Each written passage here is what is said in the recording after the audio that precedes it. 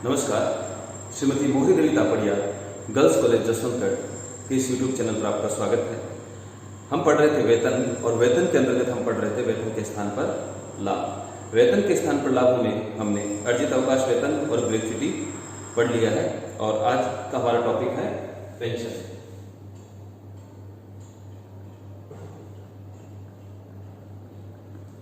Pension, जैसा कि हम सभी जानते हैं कि पेंशन नियोक्ता द्वारा उस कर्मचारी की सेवानिवृत्ति पर उसको एक राशि प्रदान की जाती है, और पेंशन सामान्यतः मंथली दी जाती है, मासिक आधार पर दी जाती है। ऐसी राशि, पेंशन की राशि कर्मचारी के आगे के जीवन यापन के लिए नियोक्ता द्वारा दी जाती है। तो सामान्यतः जिस पेंशन को हम जानते हैं, जिस पेंशन से हम अवगत हैं, वो पेंशन मंथली पेंशन या मासिक पेंशन कहलाती है। लेकिन कर्मचारी चाहे तो पेंशन की सारी राशि को एक साथ भी उठा सकता है, या फिर पेंशन की राशि में से कुछ राशि एक मुश्त एक साथ प्राप्त कर सकता है, और जो बाकी बचा हुआ बैलेंस है उसको वो मंथली आधार पर प्राप्त कर सकता है, मासिक पेंशन के रूप में। तो यहां पर देखते हैं कि जो पेंशन है, पेंशन के दो प्रकार हो सकते हैं। एक तो है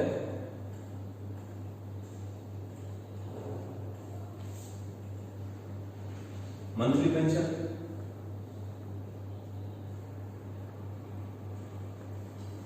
दूसरा है कम्यूटेशन ऑफ पेंशन। कम्यूटेशन यानी भुना लेना, पेंशन को भुना लिया, एक साथ प्राप्त कर लिया, कम्यूटेशन ऑफ पेंशन। एक मुश्त पेंशन। तो जो मंथली पेंशन है वो सभी कर्मचारियों के लिए कर योग्य होती है, इसमें किसी प्रकार की कर मुक्ति नहीं होती। अगर पेंशन, मंथली पेंशन अगर कर्मचारी को प्राप्त होती है या देय होती है, तो उसको उसकी पूरी की पूरी राशि वेतन की आय में सम्मिलित कर ली जाती है। ये सभी कर्मचारियों के लिए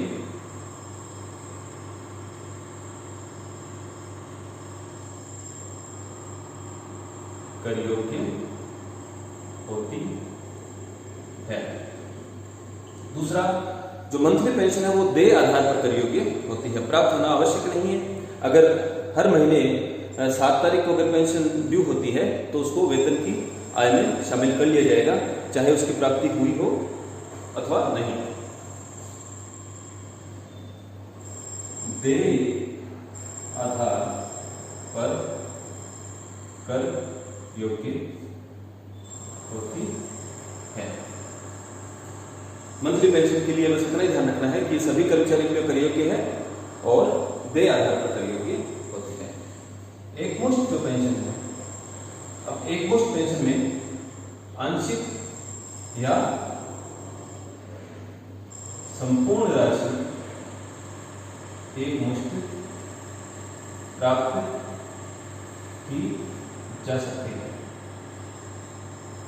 हमने बात की थी कि या तो पूरी की पूरी राशि एक मुश्त वो प्राप्त कर ले पेंशन की, या फिर उसका कुछ हिस्सा आंशिक पेंशन एक मुश्त प्राप्त कर ले, और बाकी जो बची हुई पेंशन है उसको वो मंथली बेसिस पर प्राप्त कर सकता है। ये जो पेंशन है, एक मुश्त पेंशन, वो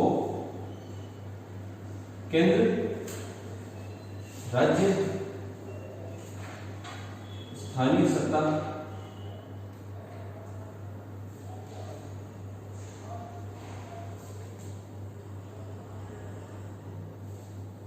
सार्वजनिक निगमों के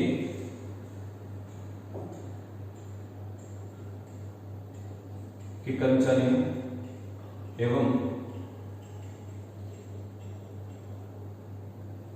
उच्च न्यायालय एवं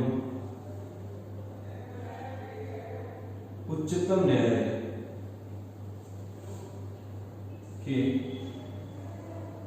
न्यायाधीशों के लिए पूर्णतः करमुक्त होती है। एक मुश्त पेंशन चाहे आंशिक प्राप्त की जाए या फिर पूरी की पूरी एक साथ प्राप्त कर ली जाए, ऐसी पेंशन केंद्र सरकार राज्य सरकार, स्थानीय सरकार और सार्वजनिक निगमों के कर्मचारी, सार्वजनिक निगम पब्लिक अंडरटेकिंग्स जैसे हिंदुस्तान पेट्रोलियम, ओएनजीसी, भेल, ऐसी कुछ कंपनियां जो पब्लिक कंपनियां हैं, जो सार्वजनिक कंपनियां हैं, उनके कर्मचारियों एवं उच्च न्यायालय एवं उच्चतम न्यायालय के न्यायाधीशों के लिए पूर्णतः करमुक्त होती है। तो आंशिक पेंशन, आंशिक एकमुश्त पेंशन या फिर संपूर्ण राशि अगर एकमुश्त उठा ली गई पेंशन की, तो ऐसे पेंशन इन लोगों के लिए जो सरकारी कर्मचारी हैं और जो उच्च न्यायालय और उच्चतम न्यायालय के न्यायाधीश हैं उनके लिए पूर्णतः करमुक्त होती है।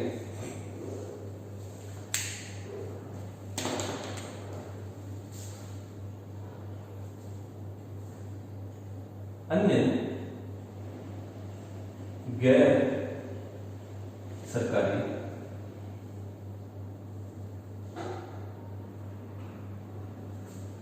कर्मचारियों के लिए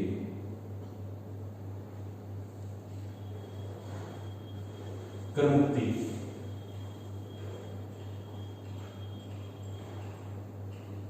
की राशि अन्य गैर सरकारी कर्मचारियों के लिए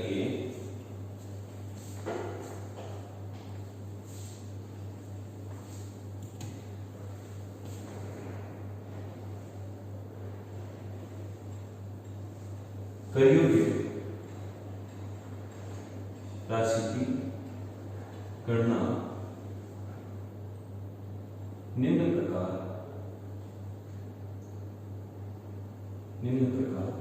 की जाएगी। सरकारी कर्मचारियों के लिए एकमुश्त राशि करमुक्त होती है और जो गैर सरकारी कर्मचारी हैं उनके लिए करयोग्य राशि की गणना हम इस प्रकार करेंगे।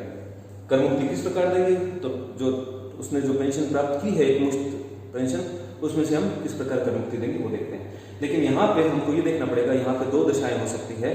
अगर अन्य कर्मचारी है, गैर सरकारी कर्मचारी है, अगर उसको ग्रेच्युटी प्राप्त होती है तो अलग तरीके से करमुक्ति होगी। अगर उसको ग्रेच्युटी नहीं प्राप्त होती तब उसको अलग तरीके से उसकी करमुक्ति की गणना की जाएगी। तो यहाँ पे फिर दो स्थितियां पैदा होती हैं। यहाँ पे ग्रेच्युटी प्राप्त होती है, दूसरा ग्रेच्युटी प्राप्त नहीं होती। अगर इसको ग्रेच्युटी प्राप्त हो रही है, ग्रेच्युटी मिलती है, तब हम क्या करेंगे कि करयोग्य राशि होगी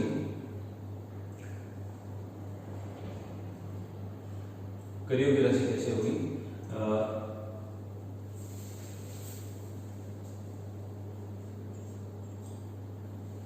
पेंशन की एकमुश्त राशि,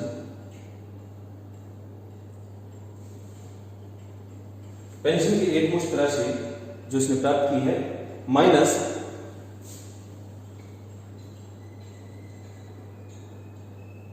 संपूर्ण पेंशन की राशि का 1/3 भाग। अगर ग्रेच्युटी प्राप्त होती है तो करयोग्य राशि ज्ञात करने के लिए हम क्या करेंगे, पेंशन की एकमुश्त राशि जो कर्मचारी को प्राप्त हुई है उसमें से हम माइनस कर देंगे जो संपूर्ण पेंशन है, संपूर्ण पेंशन की राशि का 1/3 भाग। यानी कि एकमुश्त राशि में से जो एकमुश्त राशि प्राप्त की है उसमें से हम करमुक्ति कितने राशि की देंगे, हम करमुक्ति देंगे संपूर्ण पेंशन की राशि का 1/3 भाग हम करमुक्ति देंगे। ये करमुक्त राशि होगी संपूर्ण पेंशन की का 1/3 भाग। ये तो स्थिति है जब ग्रेच्युटी प्राप्त होती है। अगर ग्रेच्युटी प्राप्त नहीं होती तो फिर हम क्या करेंगे, या ये करमुक्ति है संपूर्ण पेंशन की राशि का 1/3 भाग, ये तो करमुक्ति है जब ग्रेच्युटी प्राप्त होती है, और जब ग्रेच्युटी प्राप्त नहीं होती तब क्या होगा,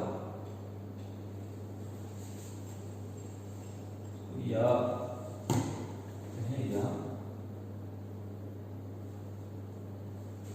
जब ग्रेजुटी प्राप्त नहीं होती तब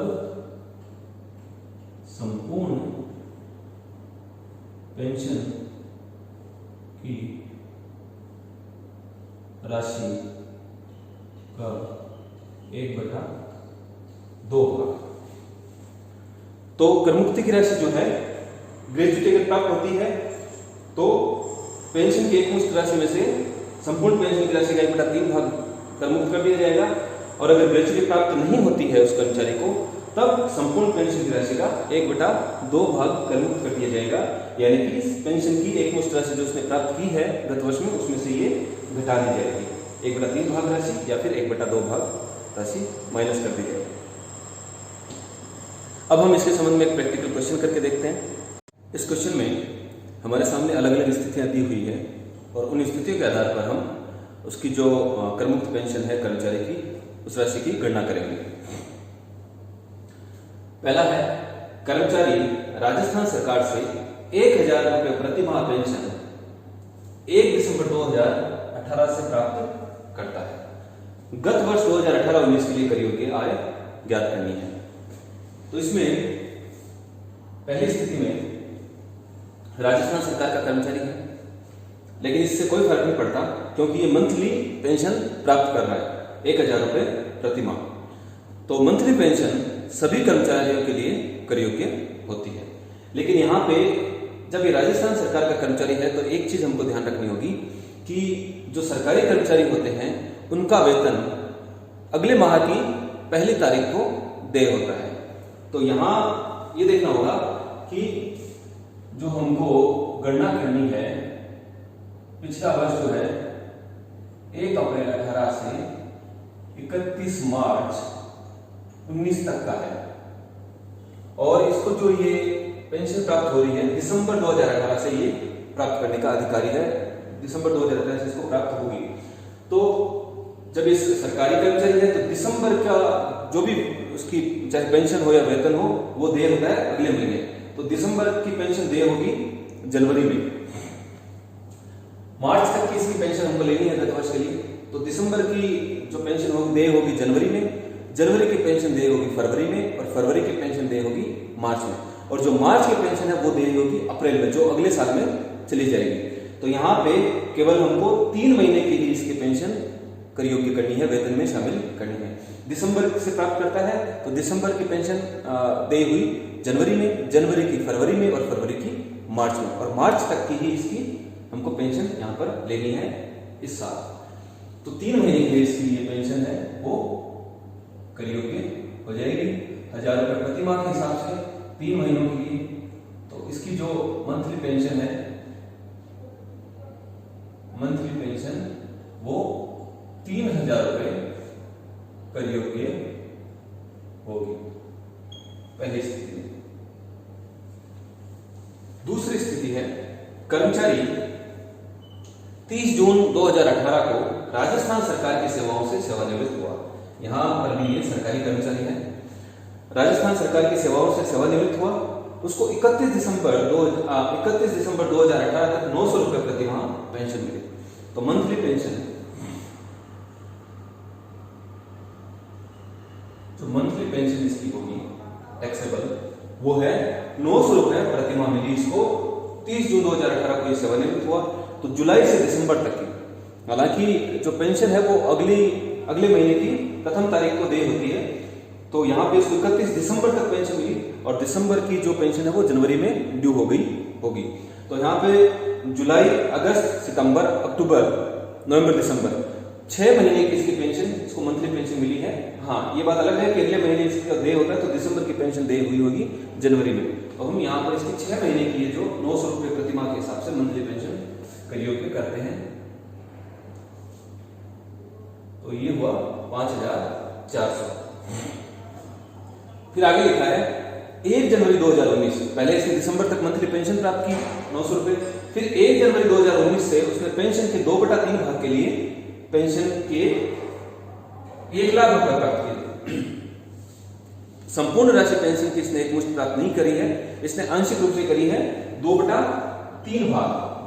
पेंशन की राशि का 2/3 भाग इसने एकमुश्त प्राप्त किया है 1 लाख रुपए।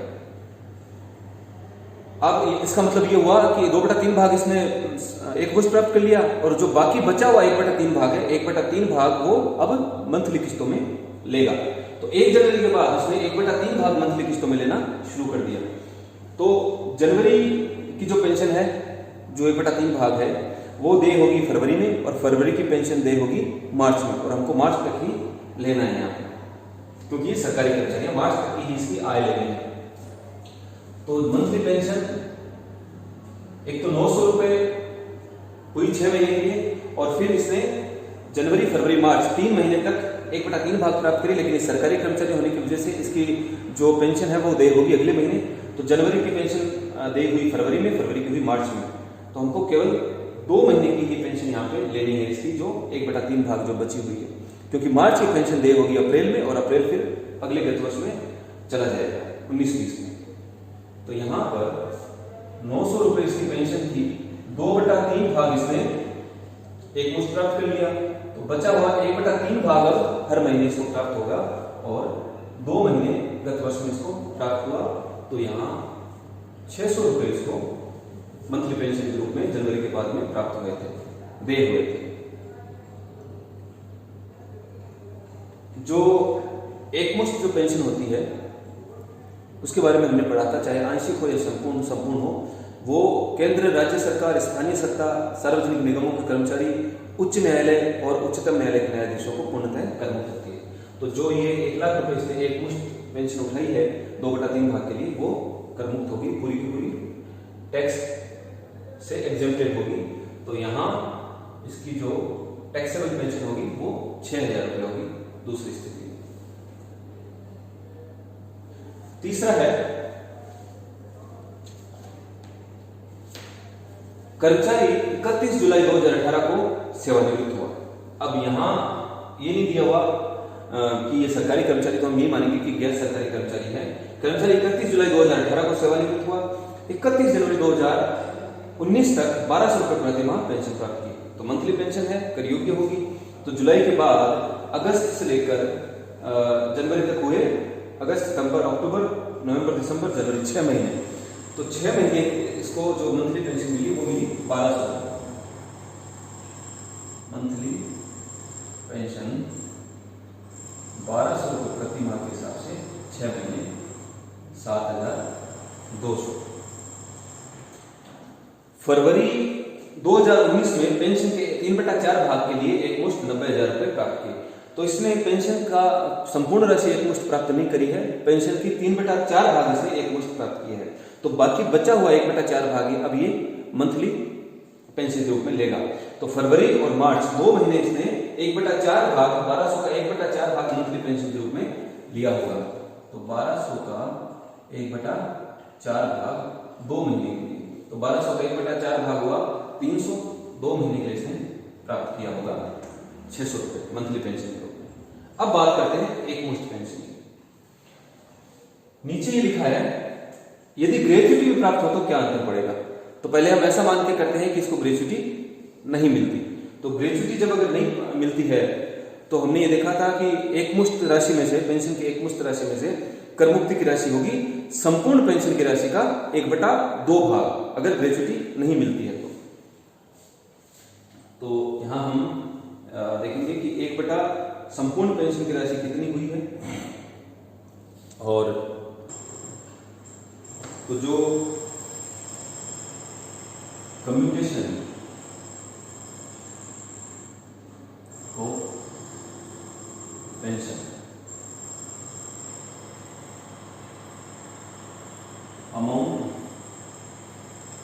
रिसीव, इसको अमाउंट रिसीव कितना हुआ, इसको अमाउंट रिसीव हुआ है 90,000 रुपये, जो इसने एक मुश्त राशि जो प्राप्त की 90,000 रुपये, और इसमें से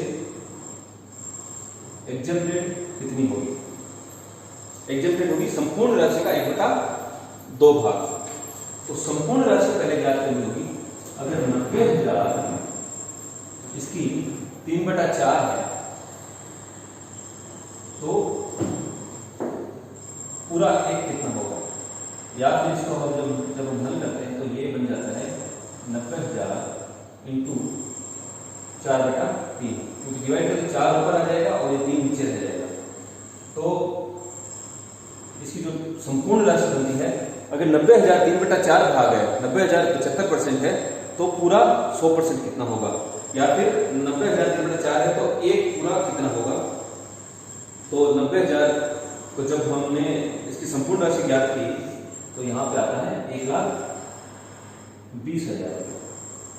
तो संपूर्ण पेंशन की राशि 1,20,000 रुपये है, और जब ग्रेजुएटी प्राप्त नहीं होती तो संपूर्ण पेंशन की राशि में से 1/2 भाग की करमुक्ति दे दी जाती है। इसका 1/2 भाग हो गया 60,000। तो ये एग्जेप्टेड अमाउंट होगा, एग्जेप्टेड है 60,000। तो पेंशन की जो एकमुश्त राशि, इसको 90,000 रुपये प्राप्त हुए, 90,000 में से हम करमुक्त कर देंगे 60,000 रुपये, और 30,000 की पेंशन इसकी जो कमिटेड पेंशन है वो टैक्सेबल हो जाएगी, और टोटल इसकी जो कर योग्य आय होगी 37,800। ये उस स्थिति में है जब इसको ग्रेजुएटी प्राप्त नहीं होती। अगर ग्रेजुएटी प्राप्त हो तो हम यहाँ पर 1/3 भाग कर देंगे संपूर्ण पेंशन की राशि का। संपूर्ण पेंशन की राशि का 1/3 भाग करमुक्त होता है अगर ग्रेजुएटी प्राप्त होती है तो यहाँ इसको करमुक्ति की राशि हो जाएगी 40,000। 60,000 में से 40,000 को माइनस करेंगे, और 50,000 जो है अब पेंशन की राशि इसकी टैक्सेबल होगी, और टोटल 57,800 रुपये जो है कर योग्य आय होगी गत वर्ष में। तो पेंशन के बारे में इतना ही था। पेंशन के बारे में हमने पहले इसका कॉन्सेप्ट समझा, फिर एक प्रैक्टिकल क्वेश्चन करके देखा। कल हम सेवानिवृत्त जो सेवा के बदले जो लाभ हैं उनमें एक नया टॉपिक कल हम पढ़ेंगे, क्षतिपूर्ति। तब तक के लिए धन्यवाद। इस वीडियो को लाइक कीजिए, शेयर कीजिए और हमारे YouTube चैनल को सब्सक्राइब कीजिए। धन्यवाद।